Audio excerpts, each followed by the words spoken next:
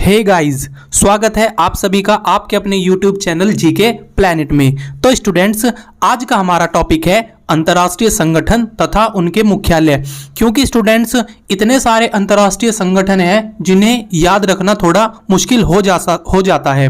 तो आज हम आप लोगों को ट्रिक से इन सभी को बड़ी आसानी से याद कराएंगे। और हाँ स्टूडेंट्स, आप वीडियो को एंड तक देखिएगा ताकि आपको सभी अंतर्राष्ट्रीय संगठन और उनके मुख्यालय याद हो जाएं। स्टूडेंट्स, आगे बढ़ने से पहले मैं आपको बताना चाहूँगा कि अगर आपने अभी तक हमारा चैनल सब्सक्राइब नहीं किया है तो प्लीज़ हमारे चैनल को सब्सक्राइब कीजिए और साथ ही बेल आइकन को भी प्रेस कीजिए, जिससे आगे आने वाली सभी वीडियोज़ के नोटिफिकेशन आपको सबसे पहले मिल सके। तो चलिए स्टूडेंट्स, चलते हैं आगे। स्टूडेंट्स, सबसे पहले हम जानेंगे कि जेनेवा में कौन कौन से अंतर्राष्ट्रीय संगठन हैं जिनके मुख्यालय स्थित हैं। इन सभी को हम एक स्टोरी के माध्यम से याद करेंगे। तो स्टूडेंट्स देखिए, एक बहुत बड़ा व्यापारी था जो दूर दूर व्यापार करने के लिए जाता था। तो उसने सोचा कि इस बार स्विट्जरलैंड के जेनेवा शहर में व्यापार किया जाए। तो स्टूडेंट्स, वहाँ वह गया। वहाँ जाने के बाद उसने बहुत ही ज़्यादा परिश्रम किया, बहुत ही ज़्यादा श्रम किया। और उसने इतना ज़्यादा श्रम किया कि उसने मौसम का भी ध्यान नहीं करा। और उससे उसके स्वास्थ्य पर इतना अच्छा या इतना बेकार कहिए प्रभाव पड़ा कि उसकी जो बौद्धिक क्षमता थी, जो सोचने समझने की क्षमता थी, वो बिल्कुल ही ख़त्म हो गई, यानी कि क्रॉस बिल्कुल एंड हो गई। जिसके बाद उसकी जान चली गई, यानी कि उसका ऐसा सोचना उसके लिए जानलेवा साबित हो गया। तो स्टूडेंट्स, बस यही हमारी ट्रिक है कि एक व्यापारी था जो दूर व्यापार करने के लिए गया, लेकिन उसने इतनी श्रम की, वहाँ पर इतनी मेहनत की और मौसम का ध्यान भी नहीं रखा, जिससे उसके स्वास्थ्य पर ऐसा प्रभाव पड़ा कि उसकी बौद्धिक क्षमता बिल्कुल खत्म हो गई और वह मर गया। स्टूडेंट्स, व्यापार से आप याद रखेंगे विश्व व्यापार संगठन, दूरसंचार से आप याद रखेंगे अंतर्राष्ट्रीय दूरसंचार संघ, और श्रम से आप याद रखेंगे अंतर्राष्ट्रीय श्रम संगठन, मौसम से आप याद रखेंगे विश्व मौसम विज्ञान संगठन, स्वास्थ्य से आप याद रखेंगे विश्व स्वास्थ्य संगठन, और बौद्धिक संपदा से आप याद रखेंगे विश्व बौद्धिक संपदा संगठन।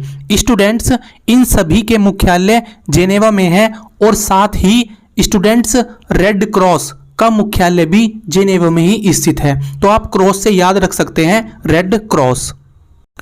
आई होप स्टूडेंट्स के जेनेवा में जितने भी संगठन के मुख्यालय हैं आपको वे सभी याद हो गए होंगे। आगे बढ़ते हैं और बात करते हैं रोम, इटली में कौन कौन से मुख्यालय हैं। तो स्टूडेंट्स, सबसे पहले हम बात करते हैं रोम की। स्टूडेंट्स, इसे आप ऐसे याद रखिएगा कि जो कृषि लोग होते हैं, यानी जो किसान होता है, वो खाद्य सामग्री उत्पन्न करने के लिए दिन रात मेहनत करता है, जिससे शाम को जब वह सोता है उसके रोम रोम में यानी पूरे शरीर में दर्द हो जाता है। तो स्टूडेंट्स, बस आपको यही याद रखना है। स्टूडेंट्स, अब चलिए इन्हें रिलेट करते हैं। तो स्टूडेंट्स, याद रखिएगा कि संयुक्त राष्ट्र खाद्य एवं कृषि संगठन तथा अंतर्राष्ट्रीय कृषि विकास कोष, इन दोनों के मुख्यालय ही रोम, इटली में स्थित हैं। स्टूडेंट्स, आगे बात करते हैं पेरिस, जो फ्रांस की राजधानी है। स्टूडेंट्स, पेरिस में यूनेस्को का मुख्यालय है। तो स्टूडेंट्स, इसे कैसे याद रखेंगे। स्टूडेंट्स, यूनेस्को से तो आप यूनिफॉर्म को रिलेट कीजिए और फ्रांस से आप फ्रॉक को रिलेट कीजिए। तो स्टूडेंट्स, यहाँ से ये आपको याद हो जाएगा। एक बार फिर से रिमाइंड कर लीजिए, फ्रांस से तो आपको फ्रॉक याद रखना है और यूनेस्को से आपको यूनिफॉर्म याद रखना है। क्योंकि स्टूडेंट्स, बच्चों की जो ड्रेस होती है, यानी खासकर जो लड़कियों की ड्रेस होती है स्कूल में, जो यूनिफॉर्म होती है वो फ्रॉक वगैरह ही होती है। तो वहाँ से आप इसे बड़ी आसानी से याद रख सकते हैं। अब आगे बात करते हैं स्टूडेंट्स फिलीपींस। फिलीपींस देश की राजधानी है मनीला। तो मनीला में किसका हेडक्वार्टर है, या ये कहिए किसका मुख्यालय है। तो स्टूडेंट्स, एशियन डेवलपमेंट बैंक का जो मुख्यालय है वो फिलीपींस के मनीला में स्थित है। अब स्टूडेंट्स इसे कैसे याद रखिएगा, तो आप याद रख सकते हैं कि जो एशिया कॉन्टिनेंट है या ये कहिए एशिया जो महाद्वीप है वो सबसे बड़ा महाद्वीप है। तो अगर हमें एशिया का डेवलपमेंट करना है तो उसके लिए हमें मनी की जरूरत पड़ेगी, या हम ये कहेंगे भाई मनीला, तभी तो डेवलपमेंट होगा। तो यहाँ से आप इसे याद रख सकते हैं कि एशियन डेवलपमेंट बैंक का जो मुख्यालय है वो मनीला फिलीपींस में स्थित है। स्टूडेंट्स आगे बात करते हैं सार्क। जो सार्क है उसका जो हेडक्वार्टर है वो नेपाल की राजधानी काठमांडू में स्थित है। स्टूडेंट इसे कैसे आप याद रख सकते हैं, देखिए इसे आप ऐसे याद रख सकते हैं शार्क। शार्क जो मछली है उसे अगर हम पकड़ेंगे, क्योंकि वो बहुत ही ज़्यादा खतरनाक मछली है, तो वो हमारे काट सकती है। तो आप काट से काठमांडू याद रख सकते हैं, और सार्क से स्टूडेंट आप जो ये संगठन है south Asian association for regional cooperation, आप इसे याद रख सकते हैं। स्टूडेंट्स आई होप कि आपको ये सभी पसंद आ रही होंगी ट्रिक्स। आप इन्हें कम से कम 2 से 3 बार अगर अच्छी तरह से रिवाइज कर लेंगे तो आपको ये याद हो जाएंगे। और हाँ स्टूडेंट्स प्लीज़ वीडियो को लाइक कीजिएगा ताकि मैं आगे भी आपके लिए ऐसी बेहतरीन ट्रिक्स और टॉपिक लेकर आता रहूं।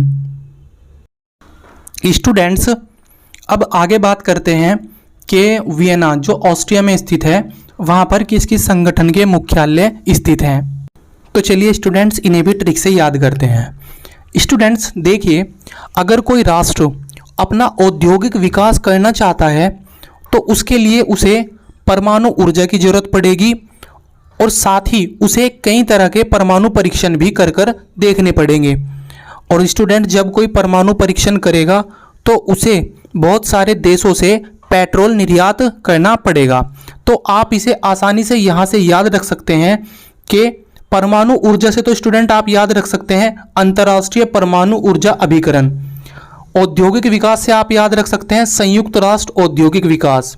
परमाणु परीक्षण से स्टूडेंट्स आप याद रख सकते हैं व्यापक परमाणु परीक्षण प्रतिबंध संधि संगठन। तथा पेट्रोलियम निर्यातक देशों से स्टूडेंट्स आप एक संगठन है ओपेक, उसे याद रख सकते हैं।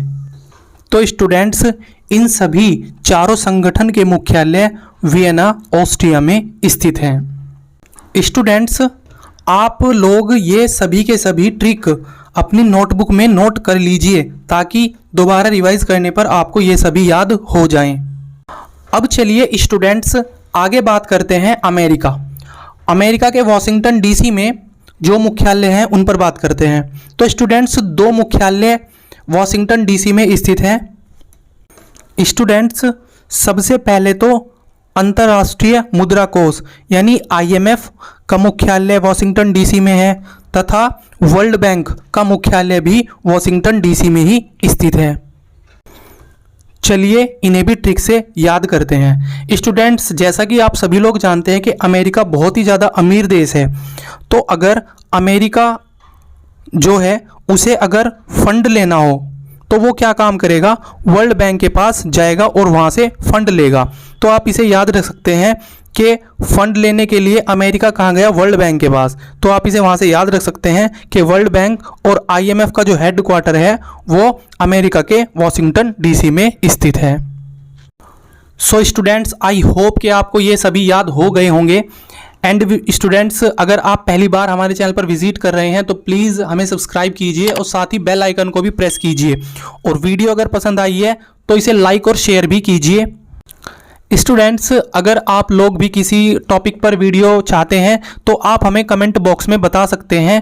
और साथ ही स्टूडेंट्स अगर किसी अलग सब्जेक्ट पर भी कोई ट्रिक चाहिए तो आप वो भी हमें कमेंट बॉक्स में बता सकते हैं। और भी स्टूडेंट्स टॉपिक की वीडियो आप हमारी प्लेलिस्ट में जाके देख सकते हैं जिसका लिंक मैंने डिस्क्रिप्शन बॉक्स में भी दिया हुआ है। तो स्टूडेंट्स चलिए मिलते हैं आगे वीडियो में।